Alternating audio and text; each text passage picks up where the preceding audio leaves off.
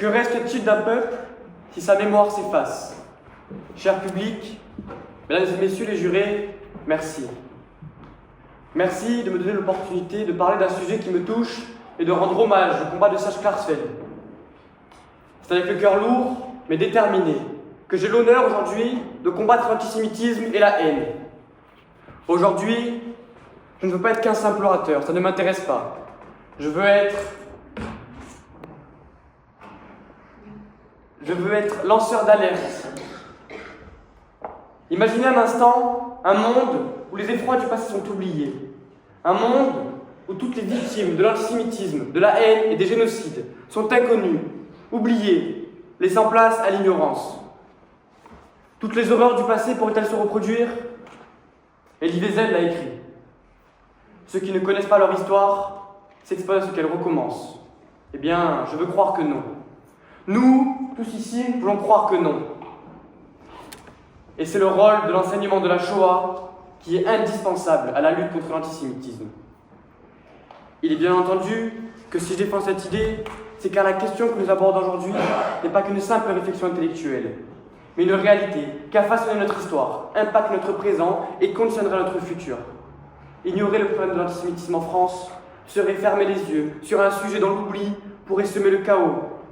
Il faut donc éduquer sur ce sujet, l'enseigner. 46% des Français âgés de 18 à 29 ans n'ont jamais entendu parler de l'Holocauste. Je déplore ces chiffres. Je déplore le manque de connaissances à notre histoire commune. Et je déplore que l'antisémitisme soit trop souvent ramené à une forme de provocation. Alors oui, l'enseignement de la Shoah est fondamental pour combattre l'antisémitisme, car il suscite une prise de conscience sur l'ampleur et les conséquences que cela a pu avoir. L'engagement des élèves sur cette partie sombre de l'histoire a pour dessein de faire comprendre que l'antisémitisme n'est pas qu'une simple opinion politique, mais bien une idéologie ravageuse, destructrice et radicale qui a conduit à l'extermination de 6 millions de juifs européens au siècle dernier, mais également à une hausse des actes antisémites en France et partout dans l'Europe. Mais prendre conscience ne suffit pas, du moins ne suffit plus. Encore faut-il combattre les mensonges et les manipulations. Alors, je dénonce les négationnistes et les révisionnistes. Je dénonce tous les racistes.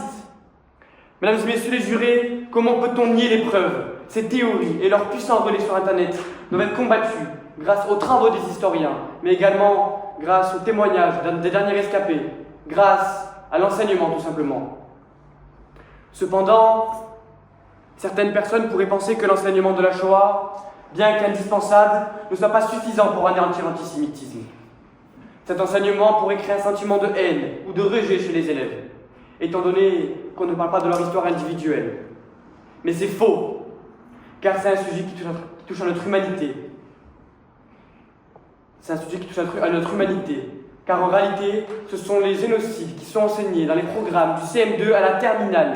Arméniens, Cambodgiens, Tziganes, Tutsis au Rwanda, ce sont tous ces peuples, ces millions de victimes qui sont connus et reconnus. En définitive, l'enseignement de la Shoah est fondamental et doit être mené sans crainte de représailles, car il nous éduque tous. Nous, les 12 millions d'élèves français et nos parents, au-delà de nos différences d'origine culturelle et religieuse, ils nous éduquent tous à l'humanité et à la fraternité. C'est l'enseignement de la Shoah qui devance les lois et qui permet aujourd'hui de combattre l'antisémitisme et la haine. Alors aujourd'hui, je nous encourage tous ici présents, à combattre l'antisémitisme et la haine et à l'écouter pour ne jamais oublier,